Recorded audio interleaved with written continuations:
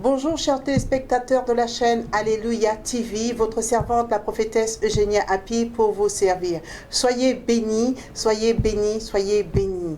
Aujourd'hui, je veux saluer toutes les personnes qui suivent la chaîne Alléluia TV, ceux de la Côte d'Ivoire, ceux de Abidjan, ceux de la Jamaïque, la Caraïbe. Je veux vous saluer au nom du Seigneur Jésus-Christ. Je dis Alléluia à tous ces pays. Je dis Alléluia à tous ces pays de la francophonie qui nous suivent. Soyez bénis et soyez les bienvenus sur la chaîne Alléluia TV. Aujourd'hui, nous allons faire une parenthèse très importante sur la chaîne Alléluia TV, une parenthèse parlant des frères, des sœurs, de ceux qui sont persécutés. Une parenthèse où nous allons prendre un petit moment pour prier. Récemment, il y a eu des immolations par le feu, immolation d'un pasteur et de toute sa famille au Nigeria, parce qu'il avait ouvert une église dans un des cantons du Nigeria.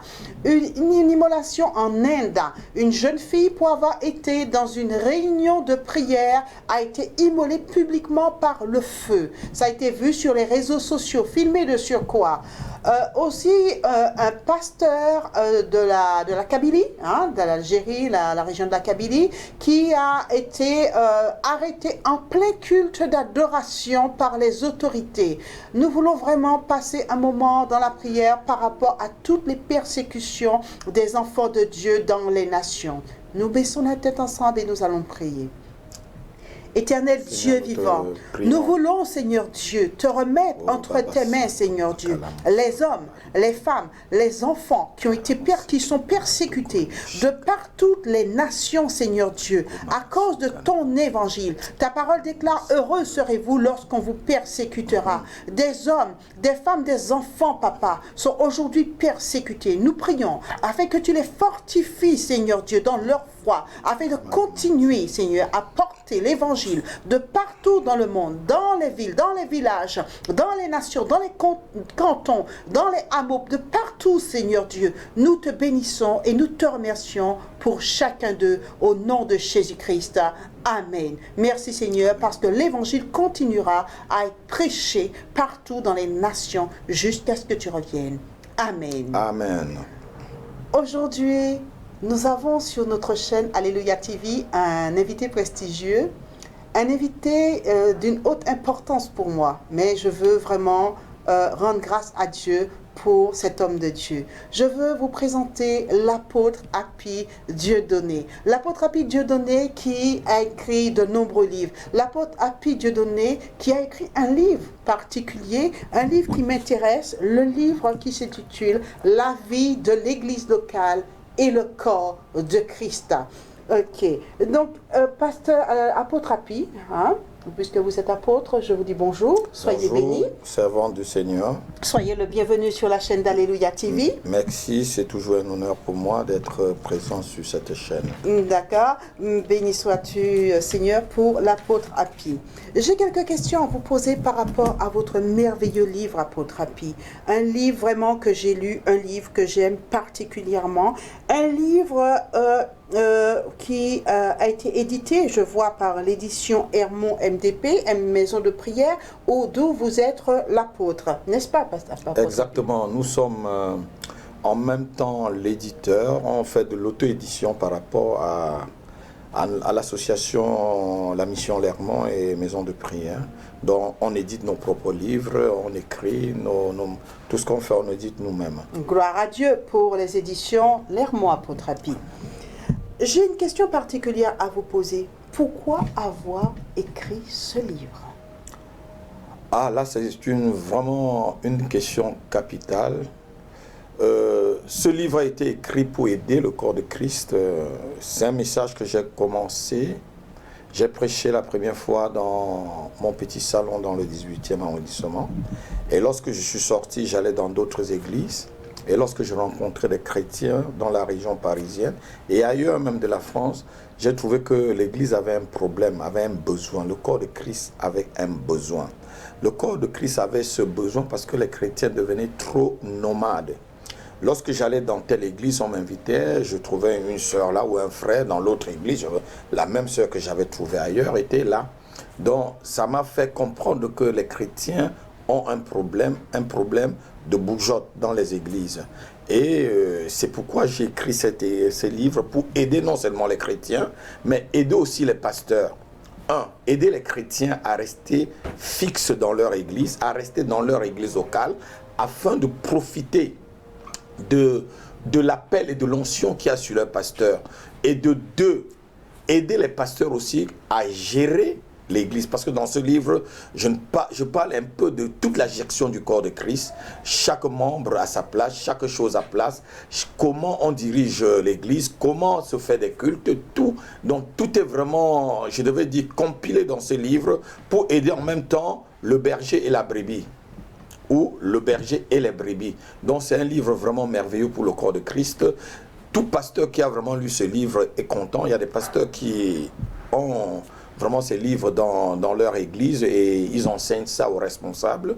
Et moi-même, j'enseigne ça dans mon église. Il y a des grands points où je résume dans mon église tous les grands points. Tous ceux qui vont être responsables doivent connaître ce livre par cœur. Donc c'était ce besoin. L'église en a besoin, le corps de Christ en a besoin. Il y a un moment où le corps de Christ est malade. Et aujourd'hui, vraiment, le corps de Christ est malade, on le voit. Il faut une guérison totale. Et cette guérison doit venir de l'intérieur. Cette guérison doit venir de la racine. Cette guérison ne viendra pas de dehors. Parce que le corps est un tout. Et le tout, c'est dans le corps. Et lorsque le corps a besoin, ou un membre a besoin, c'est dans le corps qu'il trouvera la solution, le besoin, ou peut-être la réponse, le remède à tout ce qu'il a besoin, c'est dans le corps. Et tout cela est écrit dans ce livre. C'est vraiment un merveilleux livre. Je conseille à tout un chacun, tous ceux qui nous suivent et qui ne connaissent pas ce livre, qui puissent le chercher. Ça se vend à la FNAC, ça se vend sur Amazon, ça se vend à la CLC, ça se vend à la Mission Lermont, à l'église évangélique Maison de Prière, où vous pouvez voir aussi l'adresse qui va défiler en bas de votre écran. Cette adresse, vous pouvez appeler à tous ces numéros. Vous aurez ce livre et vous serez vraiment armés pour pouvoir être non seulement des chrétiens qui vacillent à tout vent de doctrine, pas des chrétiens qui poursuivent, je devrais dire, des chimères, mais des chrétiens assis, des chrétiens faits. La Bible dit que les choses faites, la nourriture solide est donnée pour des hommes faits. Donc les chrétiens doivent être des gens faits, qui ne sont plus vacillés. Aujourd'hui, on voit beaucoup de choses et ce livre t'aidera et aidera tous ceux qui peuvent. C'était le but vraiment pour lequel nous avons écrit ce livre. Que Dieu soit béni. C'est un livre qui n'est pas parfait, mais on a pu, avec la grâce de Dieu et puis la connaissance que Dieu nous a donnée, de donner le message tel que nous l'avons reçu. Que Dieu vous bénisse, servante. Merci, apôtre. Une autre question, pasteur, apôtre Api. Comment doit-on se comporter dans une église en tant que chrétien? C'est une question tout de même pertinente. Comment doit-on se comporter? Comment doit-on se comporter dans une église en tant que chrétien? Je veux déjà dire une chose. Une église locale est différente l'une de l'autre. Une église locale qui se trouve à Villetaneuse, ou peut-être à Saint-Denis qui est à côté, ou peut-être dans les villes Pierrefitte qui sont à côté, les églises locales sont différentes les unes des autres. Les églises sont des familles en miniature. Donc ça veut dire que chaque famille a un règlement intérieur. Et chaque famille a la façon de diriger ses enfants. Mais à travers le livre, j'ai pu sortir une synthèse de ce que la Bible dit par rapport au comportement d'un chrétien dans une église locale. Et dans cette synthèse, j'ai sorti 2 règles. Et la première règle par rapport à comment se comporter dans une église locale pour bénéficier des dons de Dieu, pour bénéficier de la promesse de Dieu, pour bénéficier du miracle ou même du changement total dans sa propre vie, j'ai parlé de 2 règles et c'est vraiment des 2 règles majeures, qu'on soit n'importe où. Si on applique les 2 règles, on peut se mouler dans toutes les églises locales, quel qu'en soit le règlement intérieur de cette église locale. Donc la première règle, c'est il faut franchement se libérer de tout individualisme. Si on veut être bien dans une église locale, on doit se libérer de tout individualisme. L'individualisme, c'est ce qui tue, ce qui tue la vie de Dieu dans la vie de ses enfants. Lorsqu'on est dans une église, on ne doit pas se comporter comme si on était seul. On doit savoir qu'il y a des autres personnes qui sont tout autour de nous. Il y a des personnes qui ne sont pas de la même nationalité, du même village, du même pays, de la même culture. Donc on doit se libérer, de l'individualisme.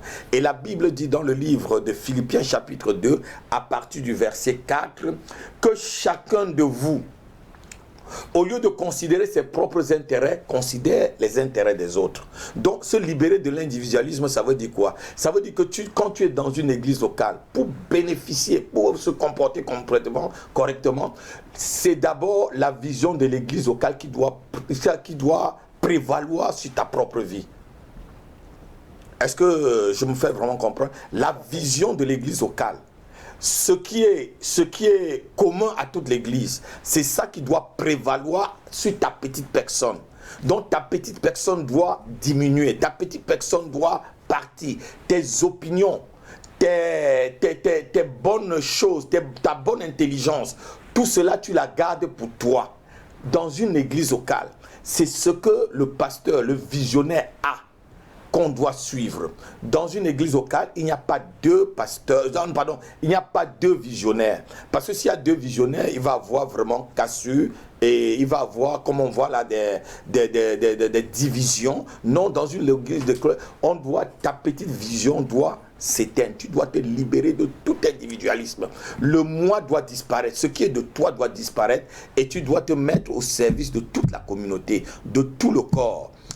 Si le doigt, tu peux être le doigt dans l'église locale. Si tu es peut-être le pouce et tu dis que non, tu ne dois pas appuyer sur des choses. Non, tu vas empêcher, tu vas dire non, puisque je veux m'utiliser pour m'appuyer moi-même. L'église ne doit pas marcher. Donc tu dois mettre ce que tu as au service de l'église. Et ton petit moi doit complètement disparaître. C'est la première des choses. Donc, fais disparaître le moi. Et cette première règle, personne ne peut se dissocier à cela.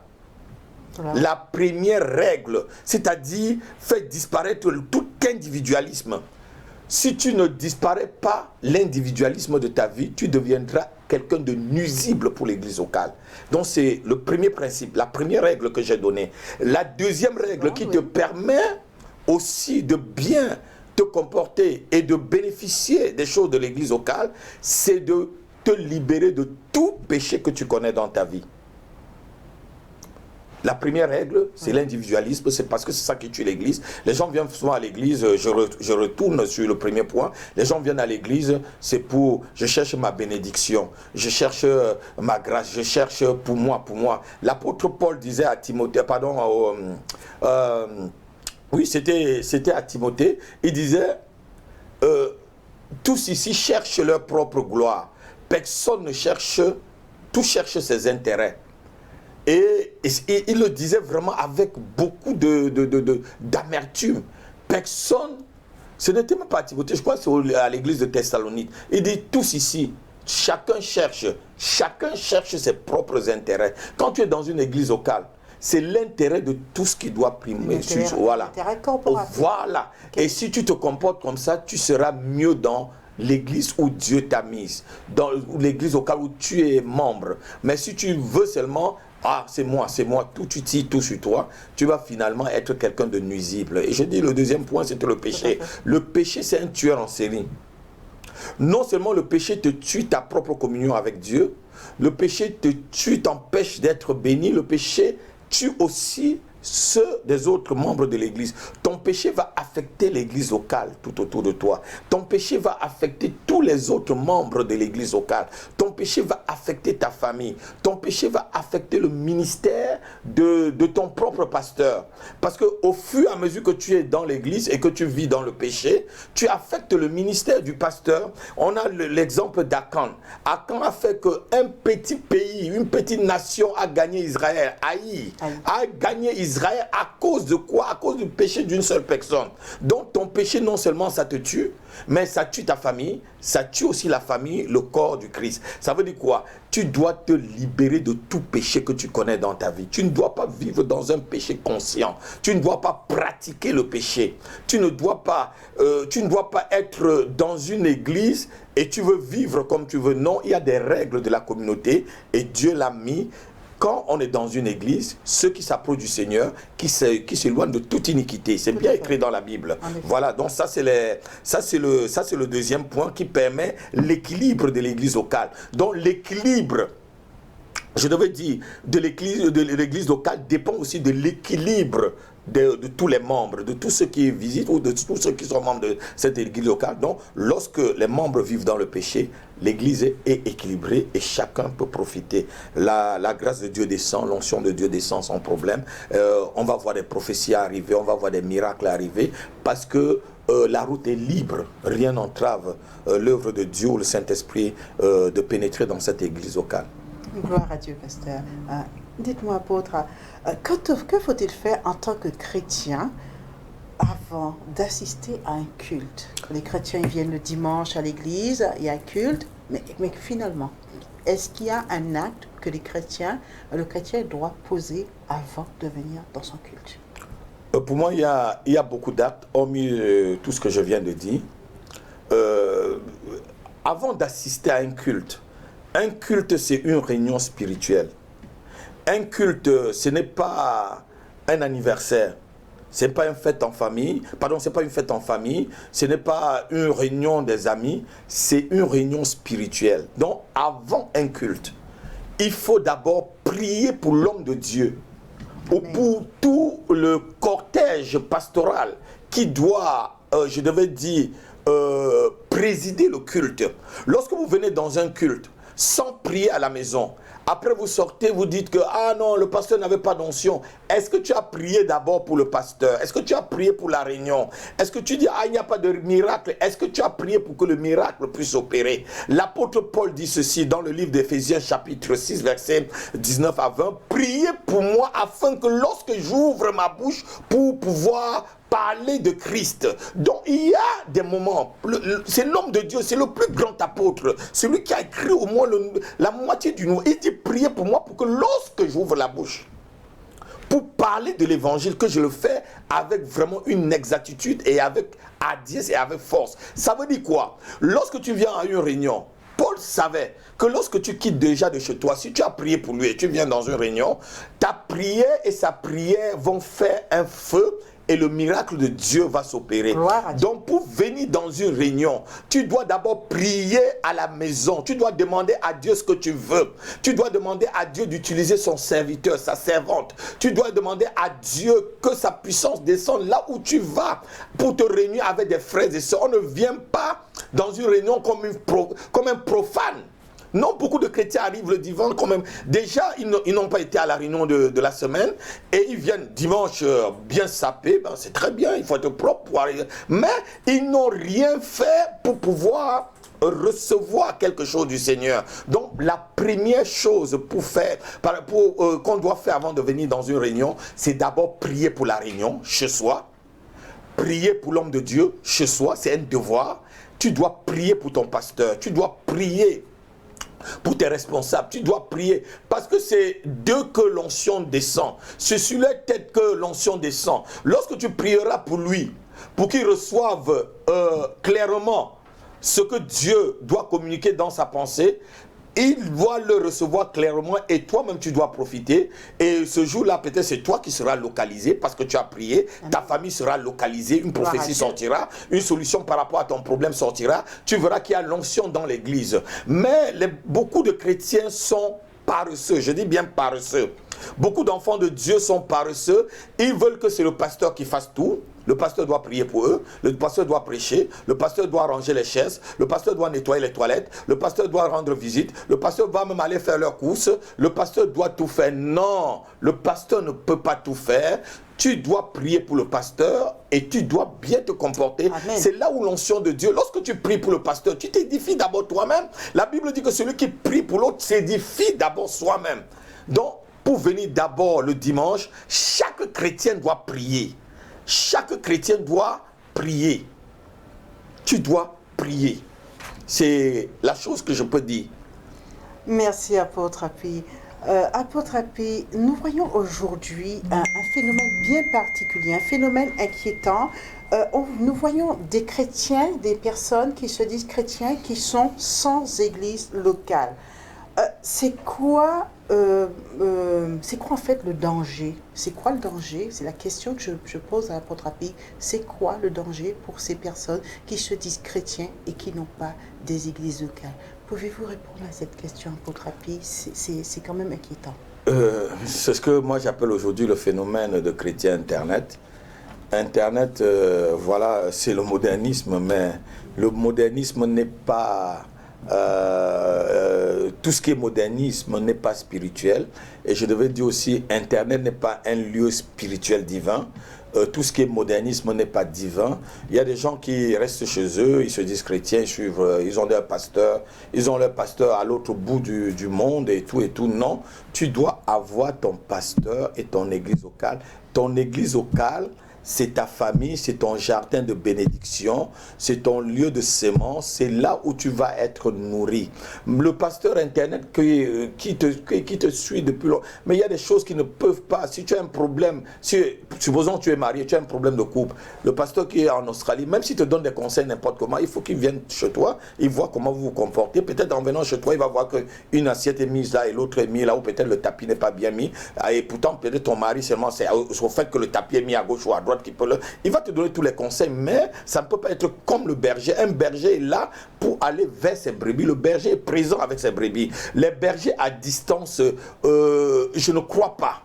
Je ne crois pas qu'un fermier peut diriger ses bœufs et ses chèvres étant à distance. Non, le berger doit être dans la bergerie et chaque brebis doit être dans une bergerie. Donc, quand tu es un chrétien sans église fixe, tu es quelqu'un qui n'est pas couvert spirituellement. Parce que c'est la couverture spirituelle. Lorsque la Bible dit ceci, ayez de la déférence à ceux qui vous conduisent parce qu'ils vont rendre compte de vos âmes. Lorsque tu es dans une église, tu es sous la couverture d'un pasteur qui est comme ton père, même pas comme qui est ton père spirituel.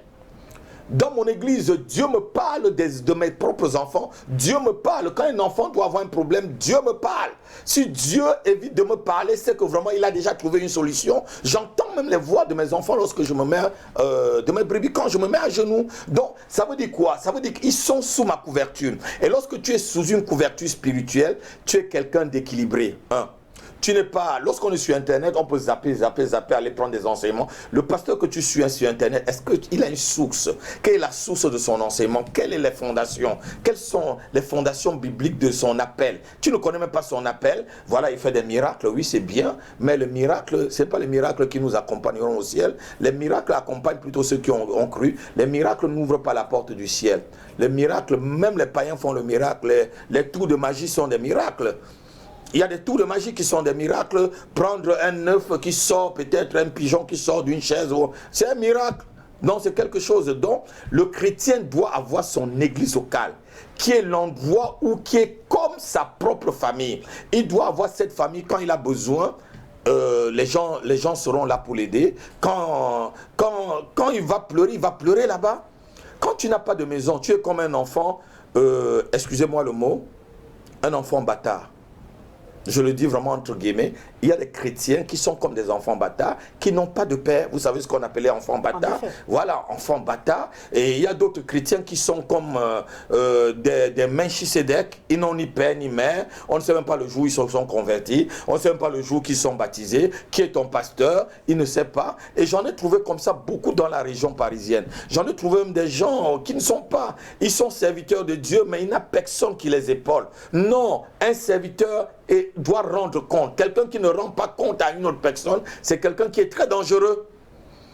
C'est quelqu'un qui est très dangereux. Tu dois avoir toujours une couverture. Moi, en tant qu'apôtre, j'ai des personnes, j'ai des papas, je me suis fait adopter par des pères adoptifs ici, parce que j'ai mes pères spirituels en Afrique. Je suis venu, je me suis fait adopter en France. Tu peux te faire adopter dans une église, puisque si tu quittes un pays, tu viens dans un autre pays, tu dois chercher un pasteur qui est ton pasteur, il doit te suivre, c'est lui qui doit prier pour toi, c'est lui qui doit te conduire, si tu as un ministère, c'est lui qui doit t'aider à entrer dans ce ministère. Donc voilà le danger est que on est à la merci de tout vent de doctrine, on est à la merci de toutes les pourritures qu'on voit aujourd'hui, on est à la merci même du diable, parce que le diable n'a pas peur d'une brebis qui n'est pas dans une bergerie. Le diable n'a pas peur de quelqu'un qui n'a pas de père. Mais si on sait que ton père, c'est l'apôtre Api, avant de t'attaquer, il va bien se armer avant de t'attaquer. Et il ne pourra même pas t'attaquer parce que tu seras sous la couverture de l'apôtre. Et l'apôtre est sous la couverture de Jésus-Christ. Et Jésus-Christ est sous la couverture de Dieu le Père. Voilà tout ce que je pourrais dire. Et tout cela est écrit dans ce livre, La vie de l'Église locale et le corps de Christ. Merci apôtre Api, merci pour ce charmant livre. Je veux vraiment encourager chaque chrétien à acheter ce livre. Ok, ce livre merveilleux dont je vous ai dit que je l'ai lu, La vie de l'Église locale et le corps de Christ. Soyez bénis. Je veux aussi encourager à chacun de s'abonner à la chaîne Alléluia TV. Abonnez-vous, nombreux, abonnez vos contacts à la chaîne Alléluia TV afin de suivre toutes nos émissions. Et je veux vous dire merci d'avoir suivi notre émission aujourd'hui. Merci pour chacun, pour chacune, pour chaque frère, chaque sœur en Jésus-Christ. Merci à tous. Soyez bénis. La prophétesse Eugénia Api à votre service. Au revoir.